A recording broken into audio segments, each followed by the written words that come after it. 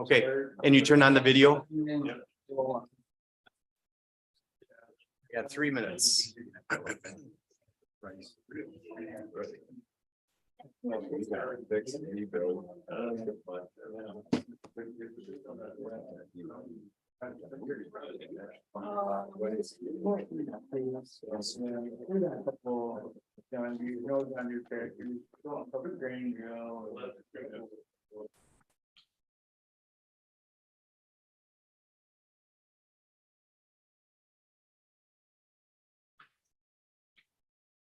Bill, if you're sharing your screen, I can't see it.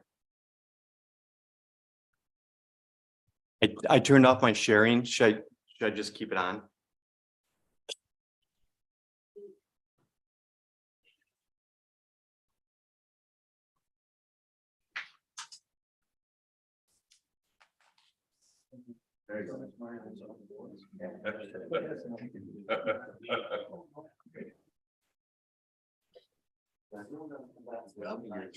Can you see it now, Cindy? Yep, I can. I'll just have you tell me which document to pull up, all right? Sounds good.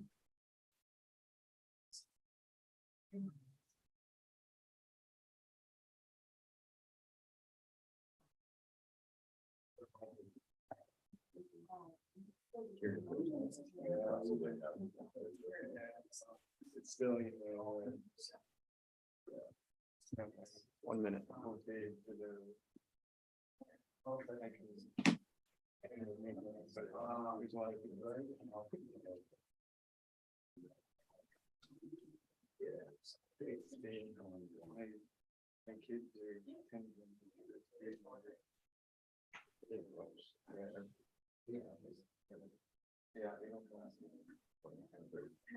Would you guys make sure you have your speakers on? We're gonna get going in about 30 seconds.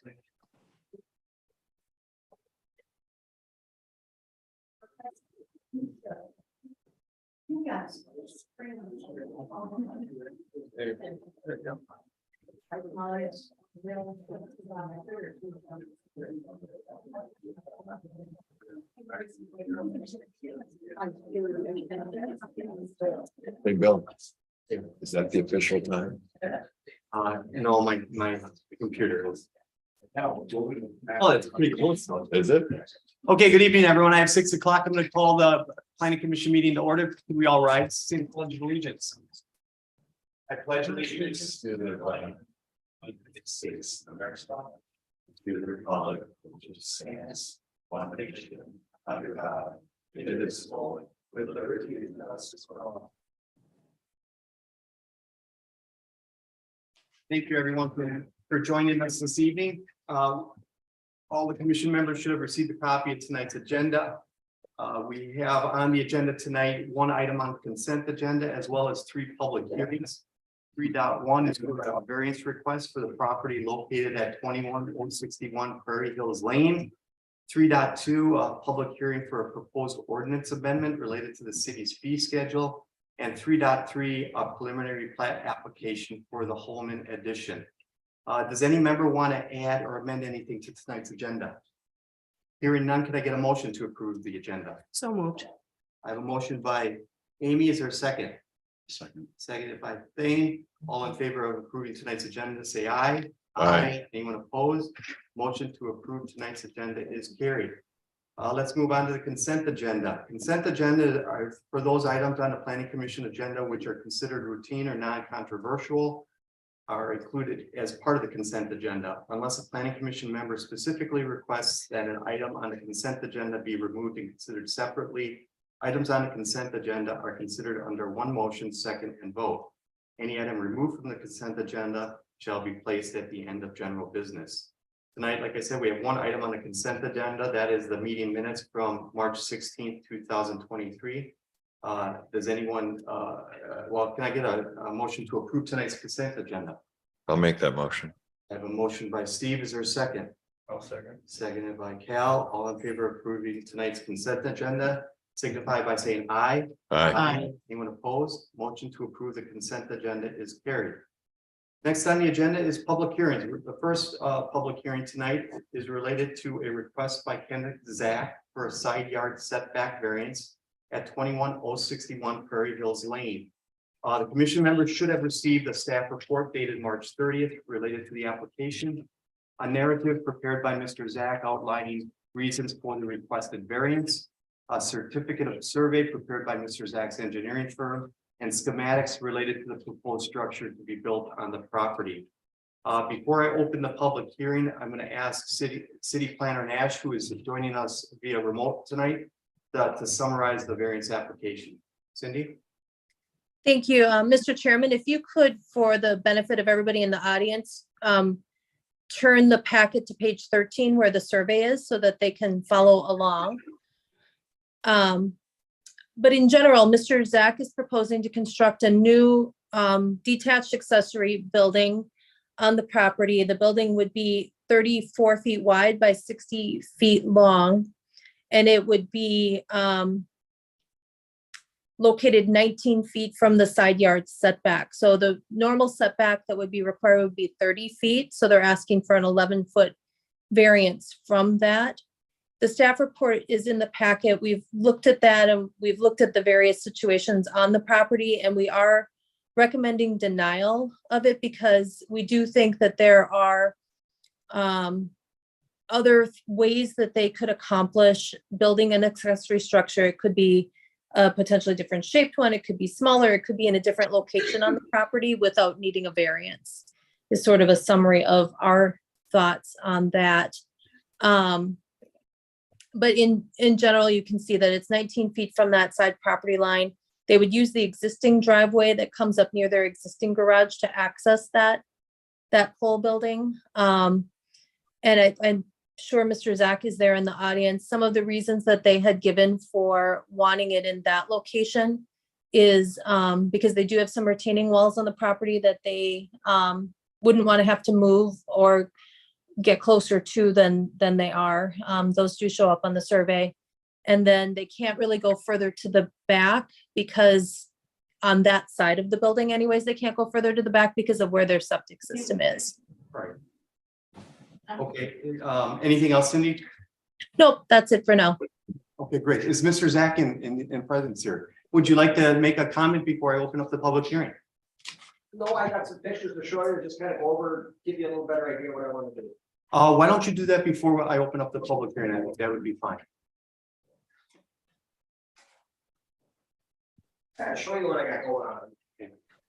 I'll ask you to turn on the mic and then as much as you can, talk into the mic or, yeah, without don't get too far away from it. Otherwise Cindy won't be able to hear you. It's my first day. You're gonna have to. No problem.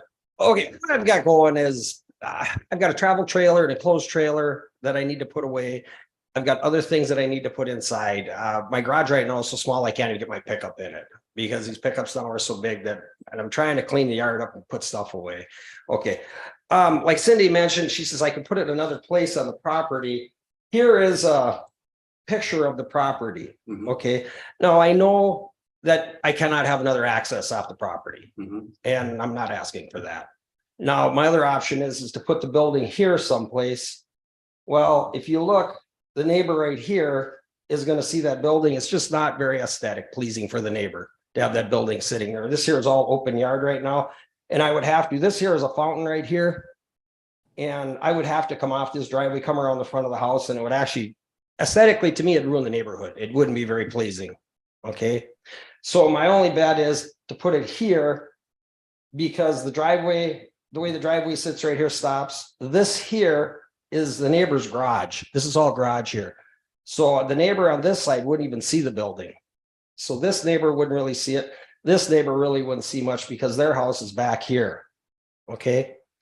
Well, I've got to have it 34 feet wide because I've got a camper and a closed trailer, my pickup, I've got a car trailer and stuff that I'm trying to put away. I was trying to get away without building this building, but just got the point in my life where I got to build it. I got to put stuff away. So that's really the only place I can put it. I can't come this way. Here's another picture. This is a topographical of it better. And this retaining wall here, this is a walkout rambler. I can't take that retaining wall out because it's a walkout rambler. And I can't move it any more this farther because I'm gonna get too close to that retaining wall. And I don't want that building that close to the wall because of just the weight of the building and everything. It's not good for it. So I'm kind of stuck where I am. I can't go back farther because right in here is a septic system, as you've seen. Now I am 40 feet from the septic system. By code, I only have to be 20, but I am 40. Now I did neighbor over here that I'm encroaching on. I do have a signed statement from him saying he's okay with it. He got no problem with it. Like I said, it's on the backside of his garage. He won't even see it. But if anybody else buys a house, it isn't encroaching on there either. It's the best as far as visual for the area, for the aesthetics. I want to build a nice building, but that's about the only place I can put it on the lot. I can't put it out front here because that won't be right. I can't put it, like I said, over here because putting a driveway in and everything, it's just gonna, aesthetically, it's just not gonna look good. It's gonna basically do the best right back here in the corner. Okay, Any questions? we may, I'm gonna open up the public hearing. We may come back to you though. With Okay. questions, okay? Okay, Great, thank you. That was helpful.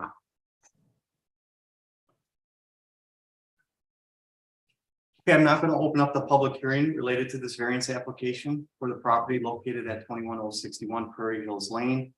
This is the time for residents to provide comments pertaining to this application. Cindy, did we receive any written comments from any residents? We did not. Okay. Are there any residents here tonight that would like to comment on this application? Ma'am, if I would ask you to stand to the microphone, maybe write your name and your address down. And then you can make your comment. Yes, my name is Kristen Anderson. I live directly across the street from Kenny and Jean, and I was first off concerned that I just received this notice yesterday. So I obviously changed my plans and came. That was of concern to me. I have no oppositions because everything he said is accurate. The only aesthetically pleasing place for him to put the building would be there. The neighbors to this side of him, the west side of him, would not even see but the roof line from where it is located because there is a slope that goes down that they wouldn't even be able to see it from their backyard. My only concern being that is where the location is, that is still at the frontal view of his property. And I haven't had an opportunity to talk with you because I just got this notice yesterday, is that it is aesthetically pleasing from the street view. Mhm. And that is my only concern. I'm sorry. Thank you. Other than that, I don't have any problems with the location. Yeah. I think, given what he said is accurate as far as,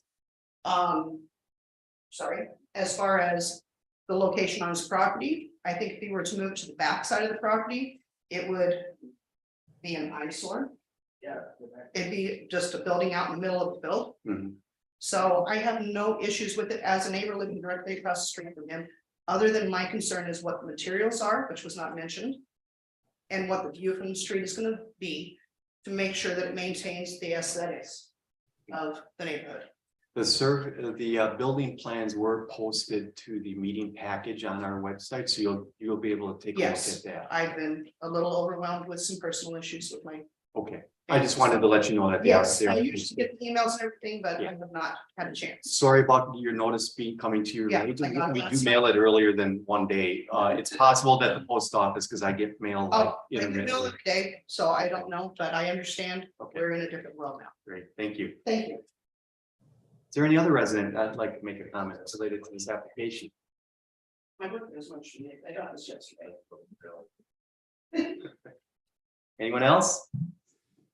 Okay, hearing no other residents wants to make a comment related to the application, I'm going to close the public hearing. Can I get a motion to close it?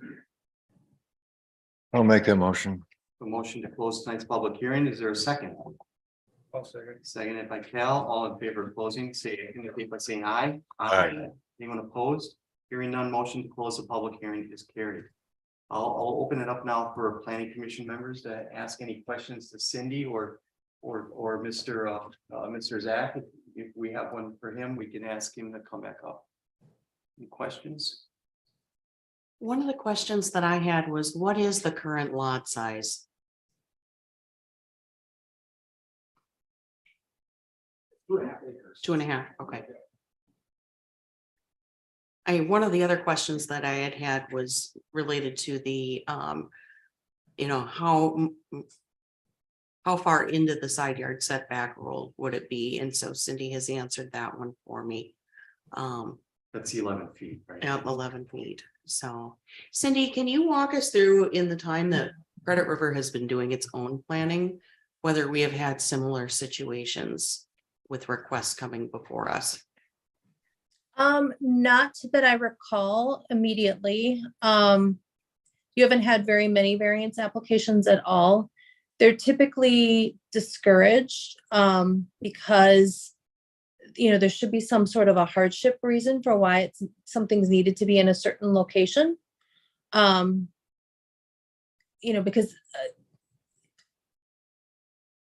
you could otherwise have a lot of people asking to do things different than what your ordinance requires, to have done. And how is it different from one person to the next person then for a similar type of request? But no, we haven't had anything similar, and we've had hardly any variance applications. Is this part of the zoning code that we adopted from Scott County? The setback is the same as Scott County's, yes, so that has not changed. And that's a standard setback. Correct? It is in the rural residential, yes, everybody needs to meet that 30-foot side yard setback. Cindy, couldn't you make the argument that it being aesthetically pleasing kind of is a hardship? If the people of the neighborhood would prefer it there, isn't that kind of a hardship in itself? If that's the findings that you want to make, we would make those as part of the findings that are presented to the city council. Yeah. But it kind of seems like it makes sense to let them do it, but yeah, I get, yeah. Mr. Zach, I have some questions for you. Would you mind sharing them? Bill, do you have any others? No, that's. So have you talked to your, you received a copy of the staff report. Have you talked to your engineering firm about another way to get that on your property that? The only thing I can do is make it narrower and longer, Mhm, because I can go back another 20 feet. mhm. But then I can, but then I kind of encroach on the neighbor's vision when they look out the window, my neighbor to the west. And right now I'm kind of keeping it all behind their garage. So like I said, they won't even see it. What about landscaping though? Couldn't you put up some trees or something to block that from your neighbors if that was a concern of your neighbors? I could do that if you wanted. The problem is trees take 15 years. Well, you'd have to grow. buy some big trees. Yeah. Yeah, But that is an alternative to go to is that the west? go to the north. Go to the other side of your home, like, could you put it could you put it on that part of the, yeah? Could you? No, but no, that's not, first of all, you're out of order, ma'am. I know you don't want to, but is there space on the other side of your home to put that there? There is, but I got a feeling I'd have some neighbors not too happy with me. And I'm trying to do this, make it aesthetically pleasing for the neighbors. Understood. And I realize that it is 11 feet, but that lot is so narrow that face it, when they put the house on there, they should have moved the house to the west more or the east more. And so you could have this set up. I mean, everybody who buys a 2.5 acre lot, they always buy a lot so they can put a pole building on it. That's just common, right? Well, I don't know. I bought my lot. And I don't think I could put one on the side of my lot. That's usually why. But I made that decision when I bought my home, and that's what you have to consider. Yeah. And sometimes you don't think of those things until I. Right. And what I'm getting at is if they would have moved the house over, I'd be all right. Yeah. And as far as the front of the building, I want to make it as fancy as I can. And if you've got some ideas, I'm wide open because I want to make it look nice because it is a nice looking neighborhood. Yeah. And that's why I want to try to put it where it's aesthetically pleasing for everybody, where I can't move it out.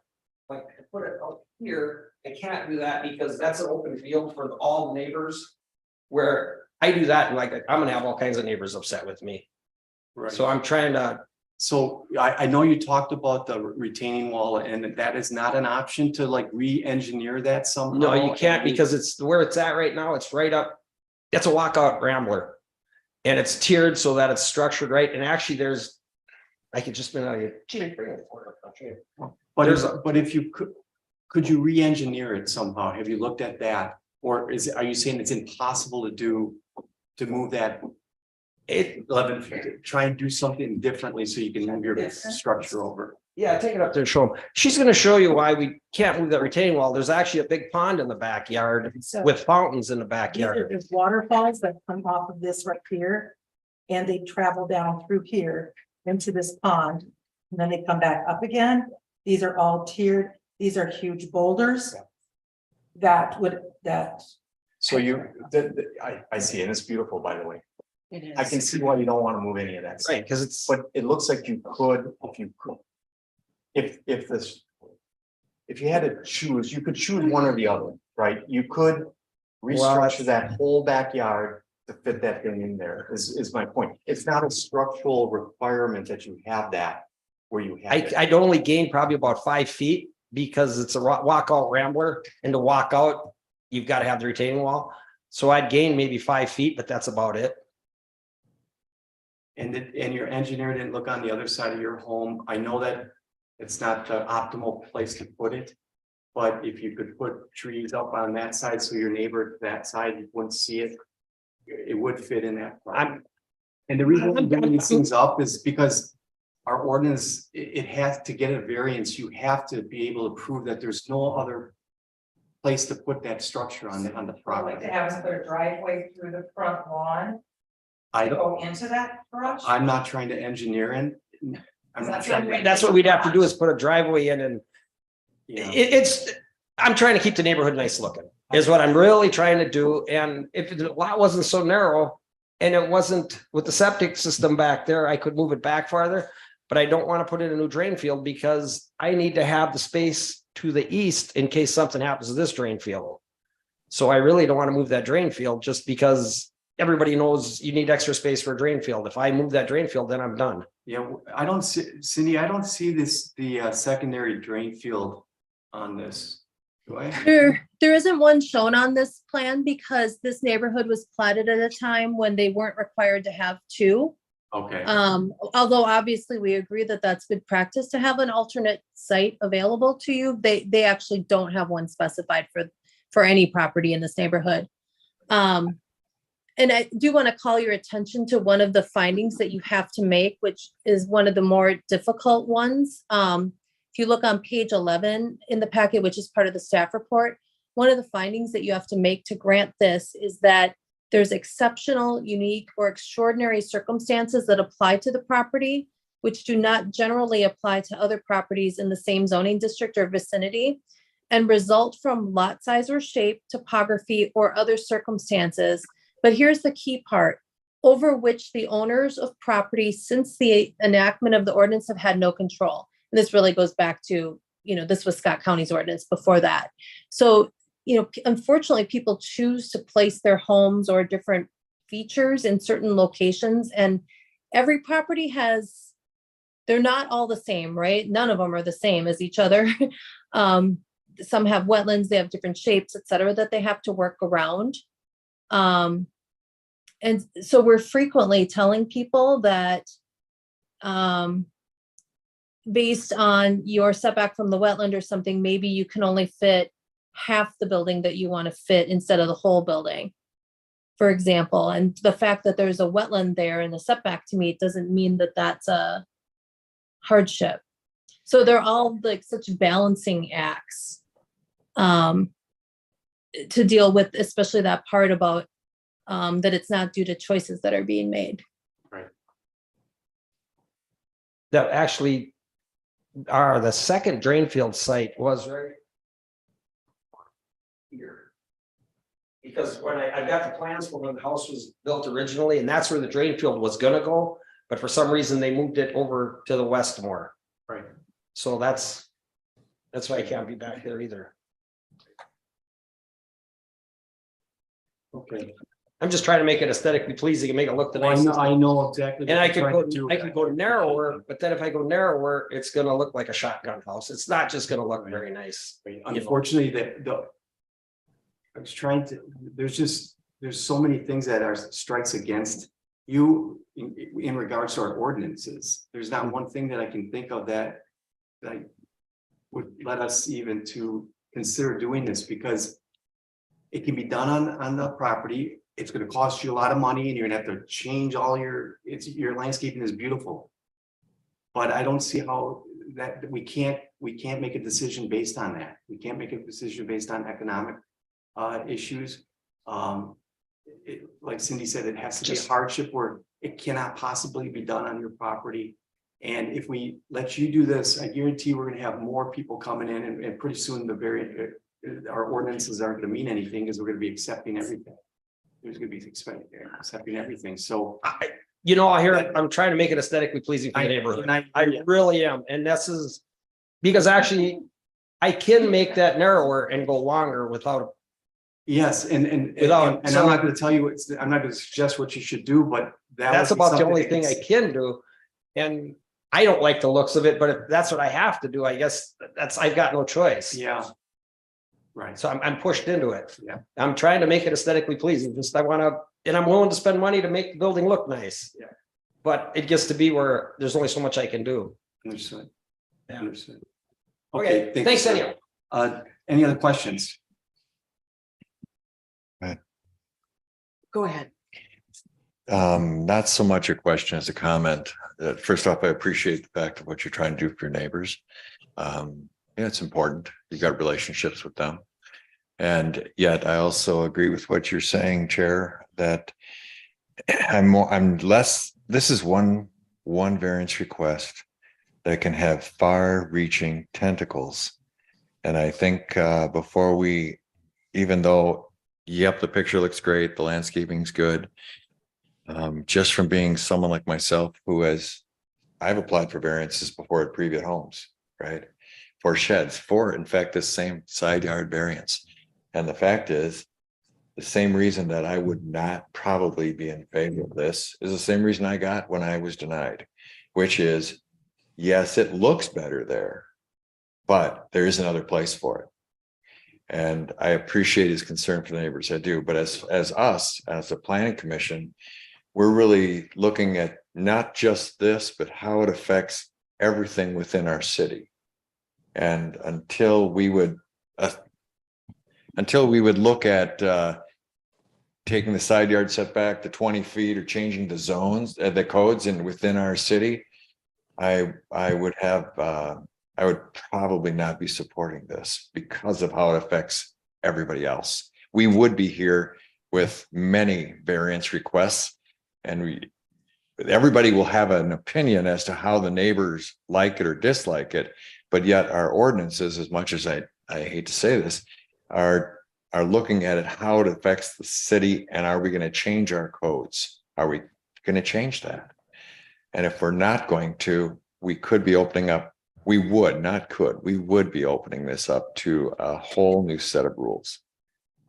That's my concern too, Commissioner Wolf. I can understand and sympathize with what you're trying to accomplish, and do understand and respect the effort being made to try and create something that is in keeping with the neighborhood.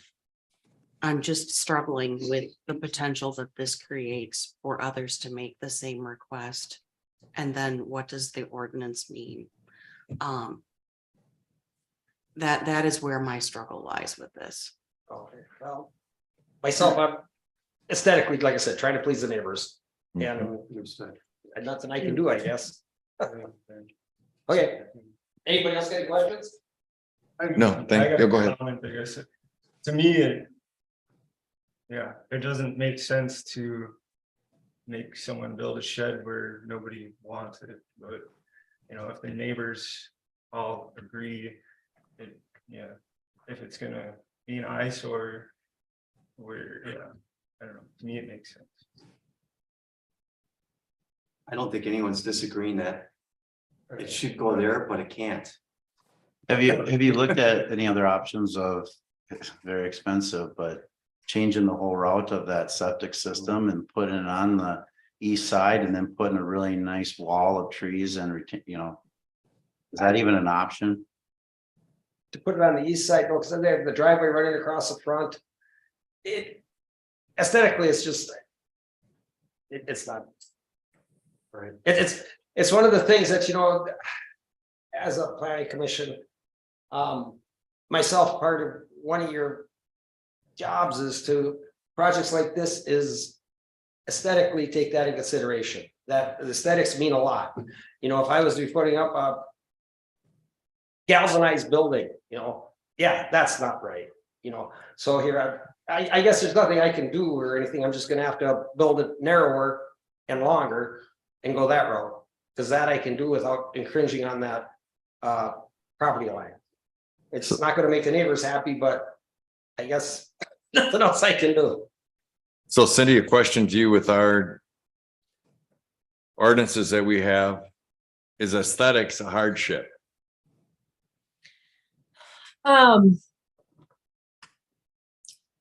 What is a hardship is not defined, if that makes sense, because Sure. it could be. Excuse me. It seems like- That's a method, that's something up for interpretation. Sure. You know, I will say though that aesthetics are a really tough thing to be to just judge in general, because what one person might like, another person might not like. Yeah, I don't. Yeah. Okay. You know, you could easily be in a circumstance where, let's pretend that the neighbor to the west in this circumstance does not have the garage there.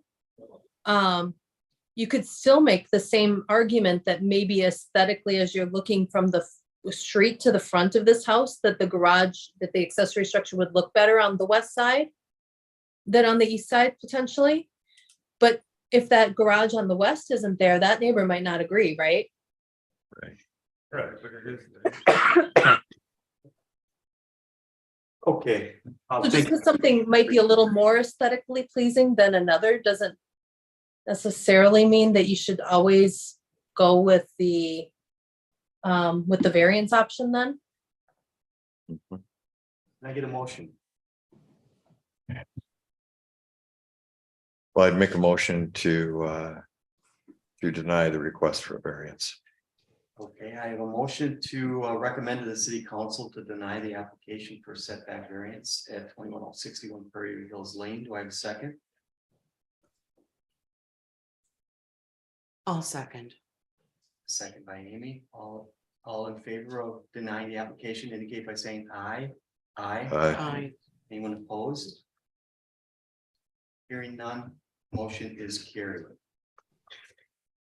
All right, on to the second public hearing tonight. This is related to a handful of amendments or changes to our amendment, changes to our fee schedule ordinances. Commission members should have received a staff memo dated March 30th outlining the proposed amendments. And then the draft ordinance amending certain fees charged by the city, including the exhibit reflecting the 2023 fees. Before I open up the public hearing, could Planner Nash take us through the changes being proposed? Sure, thank you. So the changes being proposed are to fees that the city has honestly not changed in a very long time. So the first one is related to fees charged for wetlands. And this would be wetland delineations, mitigation applications, anything that's involving a wetlands permit. Those fees, from what I can tell, have not been changed since at least 2011. So what we're trying to do with this is to propose to utilize some flat fees without escrows for smaller projects. Now, a smaller project might be something where a property owner of a lot might need to get a wetland delineation because of some project that they're proposing to do on their lot.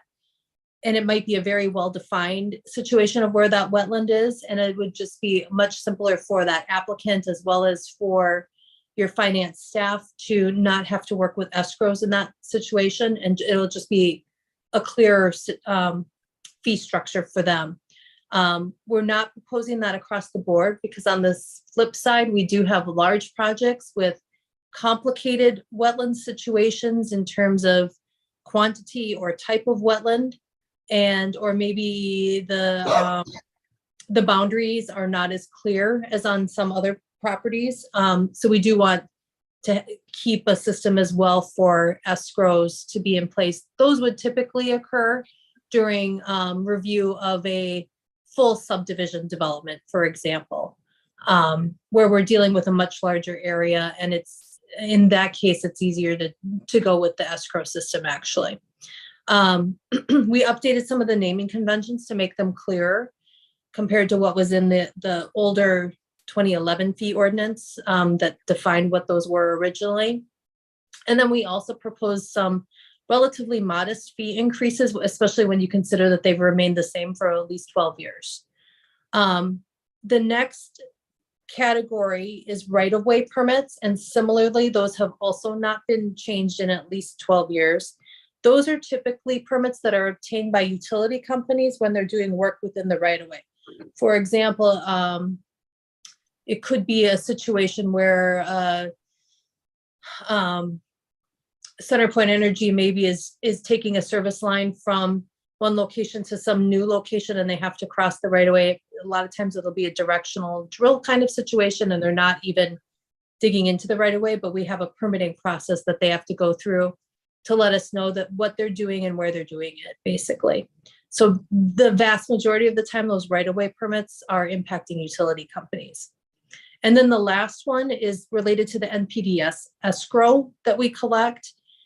Scott County Soil and Water Conservation District has changed their invoicing structure in terms of how they invoice the city and for what. So we just added some additional wording to make it clear that the escrow that's being collected is for both review and inspection expenses by the SWCD. I think before it just said inspection expenses. Okay. Thank you. I will have some questions, but I'll hold those off for now. We're not going to open up the public hearing. This is a time for residents to provide comments pertaining to the proposed amendments you just heard. Cindy, did we receive any written comments? We did not. Anyone here tonight that would like to make any comments related to the proposed amendments? Anybody?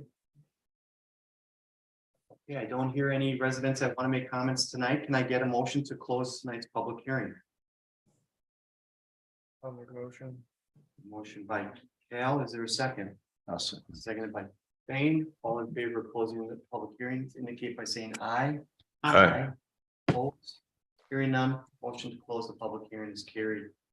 I just have a couple questions. Does anyone else have questions before I start? Mr. Chair, I Yeah. have a couple. Cindy, can you walk us through, is there a schedule by which we might be considering updates? Or are there triggering points for which we would look at it, not necessarily on a calendar basis, but events that would make us rethink some of these? Some of these fees. Yes. Generally in the fall of every year, we do try to update fees that we're aware of that should be changed. Now, sometimes they're being changed because of an event that we know of that triggers the need to make a change. For example, we charge for address markers. That's a pass-through cost that is, we collect that at the time of a building permit, but we have the county install the address markers. So say when they notify us that they're making a change, then we, would go in and make that similar change in our ordinance.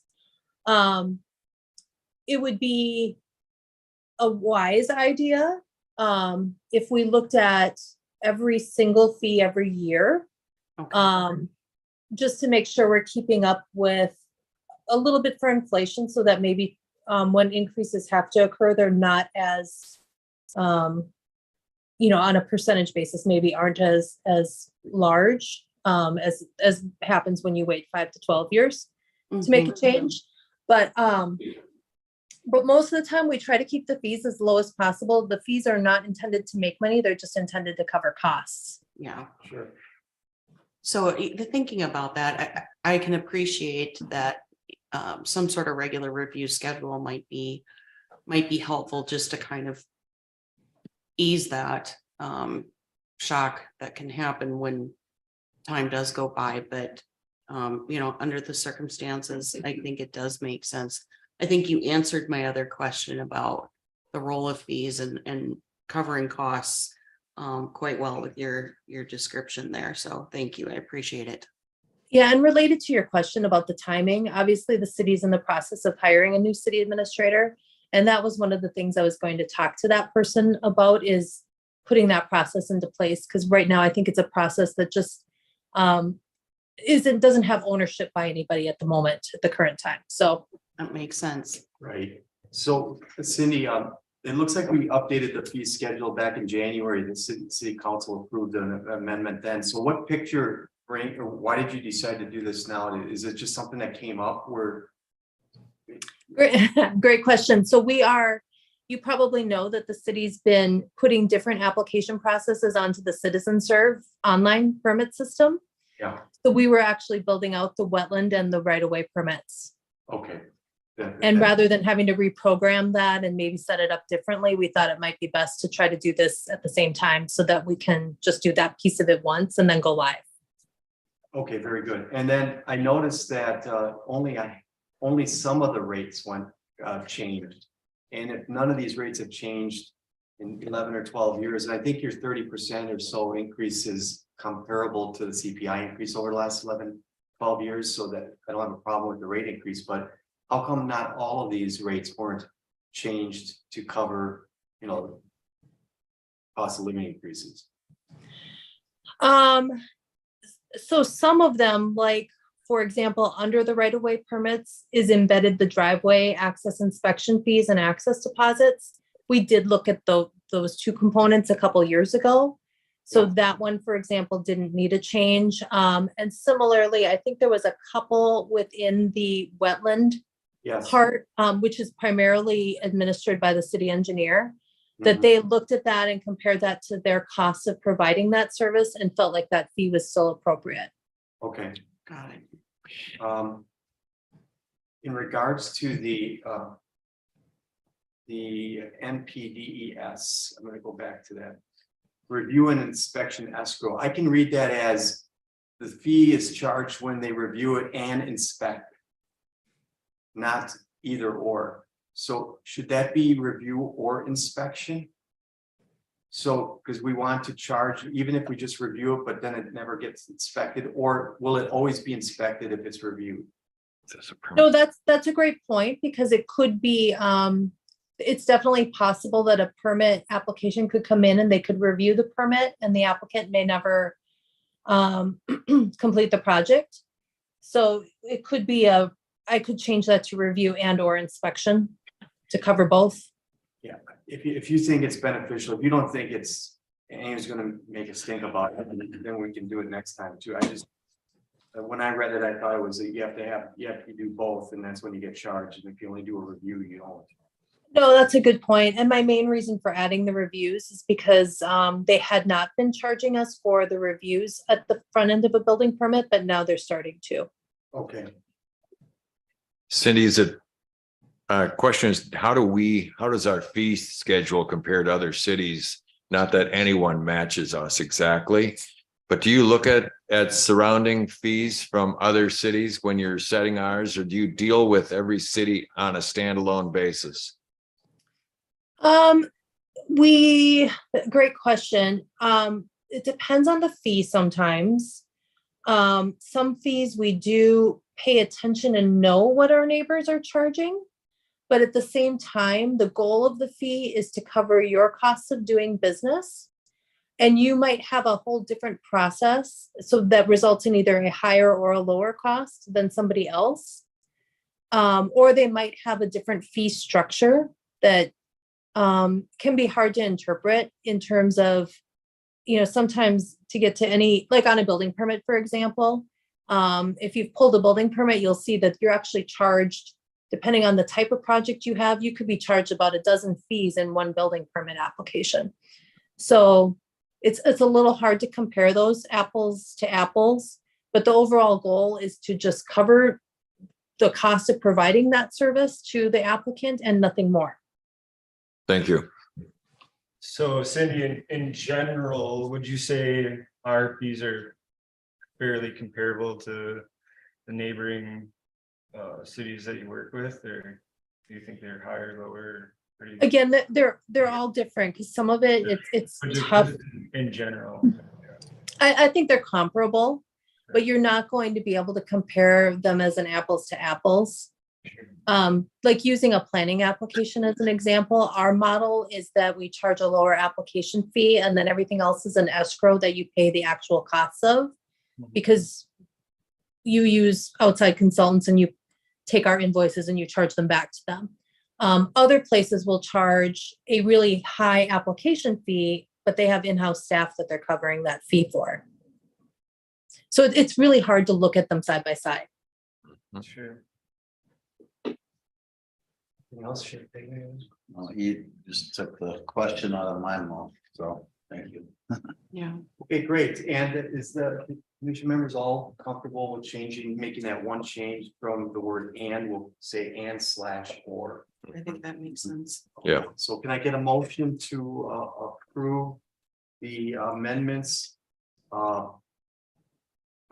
discussed tonight with that one exception where we're gonna change the word and to and/or? Can I get a motion to approve? So moved. Motion by Amy, is there a second? I'll second. Seconded by Thane. All in favor of approving the fee schedule with the one change, signify by saying aye. Aye. Opposed? Hearing none, motion carried. And I should say, we're recommending that the city council these Yes. changes. We're not approving them. Just recommending for them to approve it. Okay. Let's move on to the last public hearing that we have tonight. Just find my notes here. The last public hearing tonight is related to the preliminary plat application for the Holman edition. Commission members should have received a staff report from city planner Nash dated March 31st, 2023. A preliminary plat for the Holman edition and a final plat for the Holman edition. This application was introduced to us last month at our March 20th planning commission meeting, March 16th planning commission meeting. The commission decided to table our recommendation as there was a resident who questioned the survey and the property lines. Because the notice for last month's public hearing reflected the wrong time, the applicant's representative was not present during the public hearing due to no fault of their own. And I apologize for that mistake that was made on the mail out. So we are having another public hearing tonight to address this application to make a recommendation to the city council. Before I open up the public hearing, Cindy, would you just mind summarizing the application once again for the residents that are here tonight? Sure. So this application is to simply separate the property that's on the south side of Longview Lane from the property that's on the north side of Longview Lane. That's being platted as an outlot, which means it's not currently buildable. And then that piece would be sold off to someone who may develop that at some point in the future. At which time, if there was to be a development proposed, they would have to come in for platting at that point in time. Great. Okay, great. Before asking if any of you guys have any questions, I'm going to open up the public hearing. This is the opportunity for the public to make any comments pertaining to this application. Cindy, did we receive any comments since our last meeting? We have not received any comments from the public. Now, what I did receive though yesterday was an email with a revision to the plans from the project engineer for the applicant. And during plat checking of the plat, they did determine that there was an adjustment that needed to be made to a couple of the lines that changed the shape of that outlot a little bit. I am, while you take public comment, I'm actually going to be trying to pull that up onto a screen so that you can see those changes, but they're really quite small and they're of a nature that typically we actually wouldn't find those comments until even after the city council would approve the plat and, and because that's something that's being recommended by the county surveyor is is something that gets adjusted later.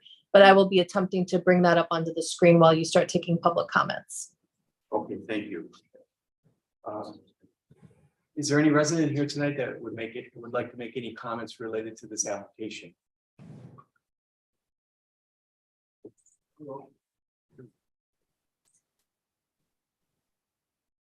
My name is Ron Schmidt, and I've got the 10-acre piece next door to this. And what I guess my first question to Cindy is this the new revised that I'm looking at on the screen? Is that the revised copy of the plat? My understanding, sir, is that Cindy's trying to pull that up right now. Oh. She just received it, and this was in the meeting packet that the commission members all received and the Okay. public received. So The only other question I have then is at what point is if there is going to be a new easement, the Longview Lane up to this point, it's 56 feet wide. And pretty standard is 66 feet. And I would like to know at what point the city will take and go to 66 feet, take that extra 10-foot easement. And when they do that, or if they do that, it just makes more sense to me that it goes on the south side of Longview where it's totally undeveloped. From that point on Longview, it is 66 feet wide. And there's some question about this first part of Longview that's 56 feet wide, when it was put in, and if the township had anything to do with it when they did put it in, which may or may not have something to do with the 56 feet width. So my question is, at what point do they go to the 66 feet? okay, trying to answer your question. Thank you, sir. Did you put your name down, if you don't mind? Is there any other resident that wants to make a comment related to this application? Now's the time. I'm hearing that there are no other residents that want to make a comment tonight. Can I get a motion to close tonight's public hearing? I'll make that motion. Is the applicant here? Yes. Yes. Thank you. Did I hear a motion to close tonight's public hearing? Motion by Steve, is there a second? Point of clarification, Yes. do we need to close the public hearing before or after the applicant would want to make comment? I should have asked it. Mr. Tupie, would you like to, are you representing the applicant tonight? You're the applicant. Yes. Would you like to make any comments before I close the public hearing? I should have asked you before I opened the public hearing. I didn't know if our presentation was outside the public hearing or part of the public hearing. I just wanted to clarify. Sure, you can make a presentation now if you'd like.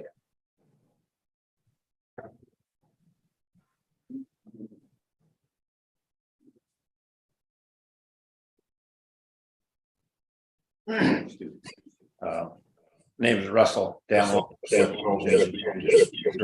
engineering company. And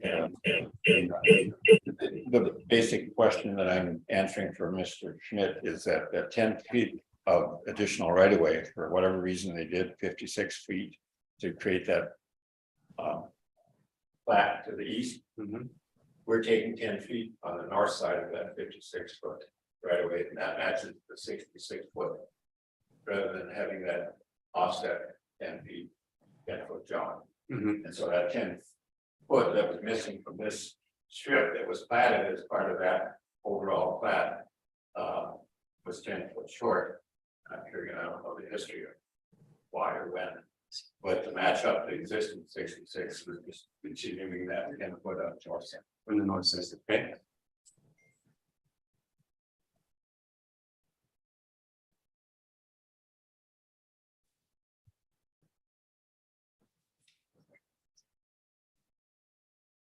The property lines were all confirmed. Yes. Everything's, Yeah. both neighbors are on the same page and it's all set in stone. Well, I'm not sure Mr. Schmidt has his comments about accessing, for whatever reason, access or development or whatever. But, the little black circles so that we found monumentation that represents that 56-foot strip. And then we found the monument that represents this is the new dimension of 350, where before it was like 330. Okay, so Cindy, I didn't even notice, you pulled up the new, this is the new one, correct? Correct, this is the new one, and you can see on here that there is the 10-foot extra for Longview Lane being dedicated on the north side. That is where staff recommends that it be as well, because that allows it to be aligned with Longview Lane as it goes to the east. And then Longview Lane is also, the pavement is more centered within the right of way if it's on the north side. But this is the revised one that we just received from the engineer yesterday.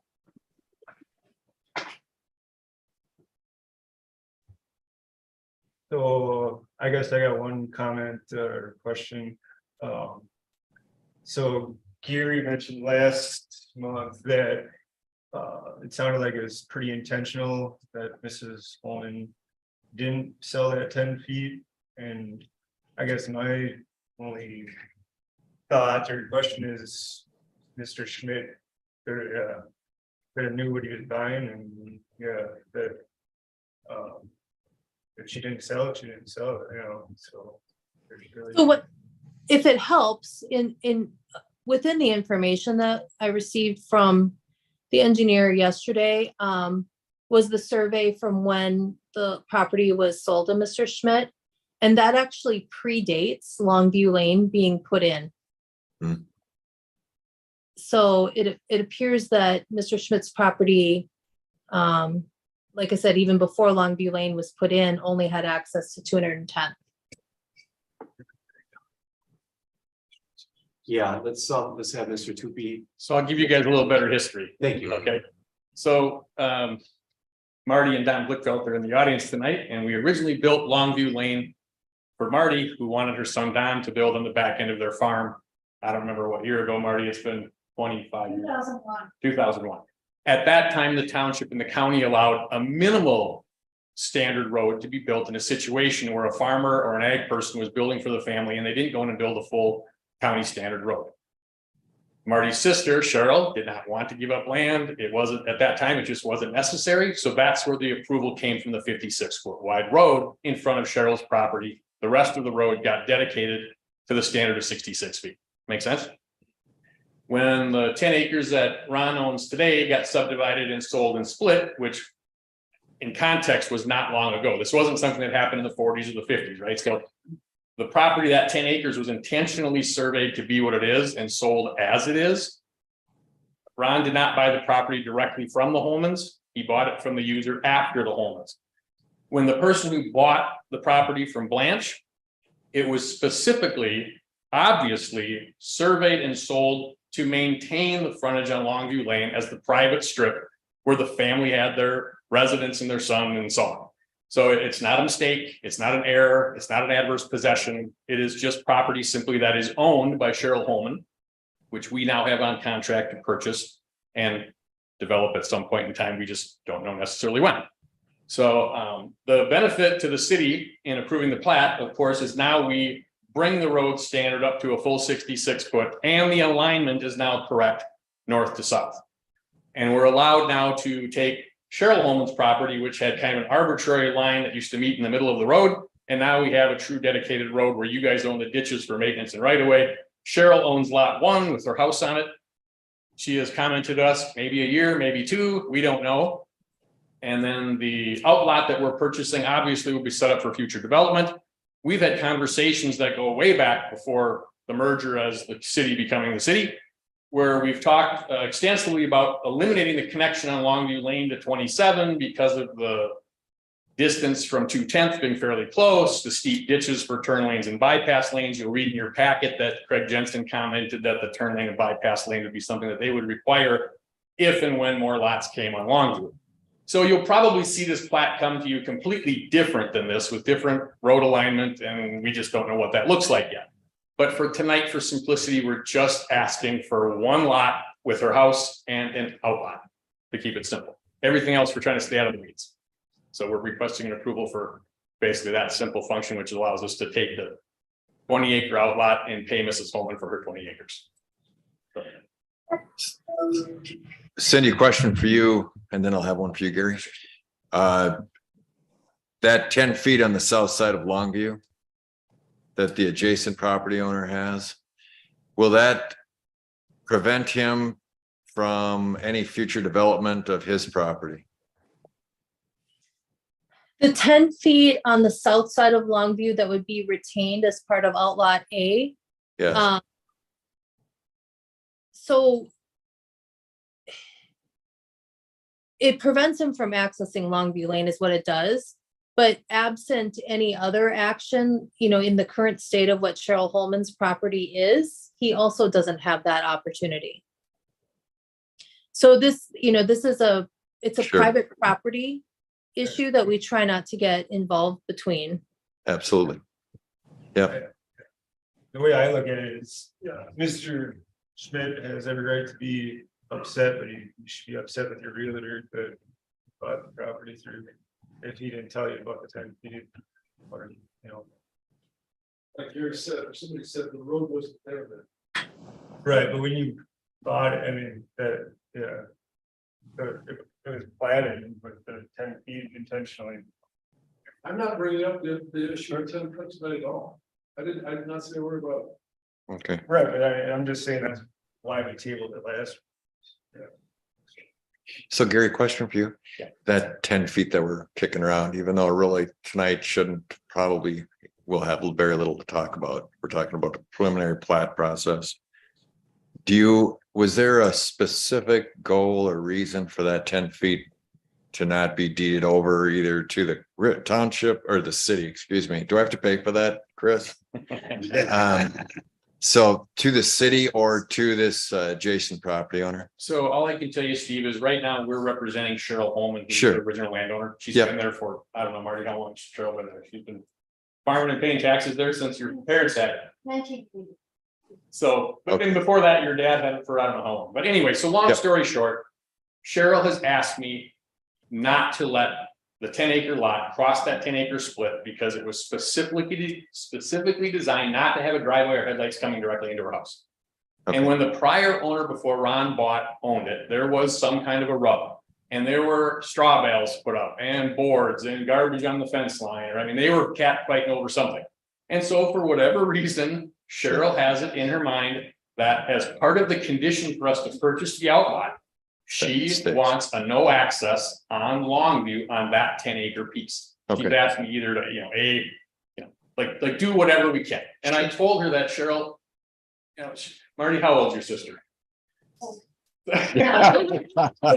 Cheryl's going, maybe she's got a couple of years left, right? So Right. I think what happens is when this comes as a plat, I will spend more time getting to know Ron's intentions, what he's gonna do. Right. He's gonna understand that we're in the land development business. You're probably gonna see this come through with some kind of a winding street to eliminate Longview. You're gonna see some kind of maybe a cul-de-sac to get as maximum number of lots on that piece as we can. And at that point in time, this whole thing will disappear. Right. Right, it'll be platted and it disappears.